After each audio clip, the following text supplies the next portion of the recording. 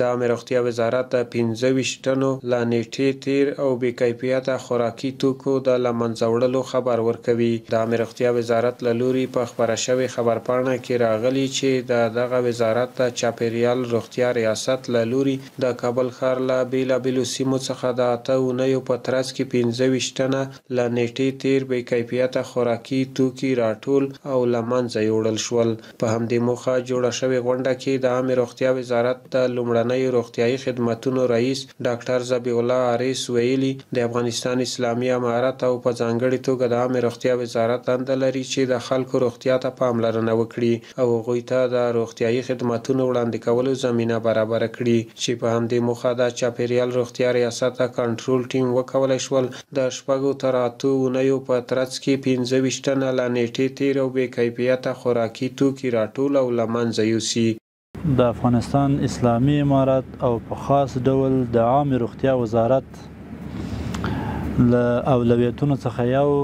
د خلکو د روغتیا ډاډمنول دي. د روغتیايي خدماتو د وړاندې کولو ترڅنګ د عامه روغتیا وزارت مسؤلیت لري ترڅو د دوا او د غذا د کنټرول په برخه کې هم خپل نظارت جاري وساتي. د خوړو د کنټرول د برخې کوم امریت چې هغه د 6 څخه د 9 اونیو په جریان کې د کابل د مختلفو ناحیو څخه نظارت ترسره کړی او د دې نظارت په جریان کې تقریبا د 25 ټنه په شاوخوا حدودو کې هغه غذایي مواد چې د تاریخ څخه تیر وو او یا کیفیت خراب وو هغه راټول کړي دي او نن موږ د رسنیو په وړاندې د حذر کوو او له منځه وړو. په دې موادو کې غیر الکولي مشروبات لکه انرژي او پیپسي او مختلف جوس او دا شیان، د ماشومانو خوراکي توکي، بسکټ، کیک او مختلف نوع مواد شامل دي. ډاکټر حارث زیاته کړه د عامه روغتیا وزارت د چاپیریال روغتیا ریاست پلټنې ټیمونه توانېدلي چې د کابل ښار د بېلابېلو سیمو څخه له 90 تر 95 سلنه نظارت او پلټنه ترسره کړي چې دغه لړۍ به د خوراکي توکو د کیفیت ښه والي او د خلکو د روغتیا په موخه په راتلونکي کې هم په مرکز کابل او د هیواد په ولایتونو کې دوام ولري.